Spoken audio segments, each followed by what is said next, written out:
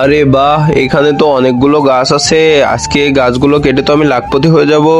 প্রথমে এই গাছটা দিয়েই শুরু করি। দাঁড়াও কাঠুরে, আমি হলাম এই গাছের রক্ষাকর্তা। যেই কাঠ কাটতে আসে এখানে, আমি তার মনের একটি ইচ্ছা পূরণ করি। চাও তোমার মনের ইচ্ছা কি?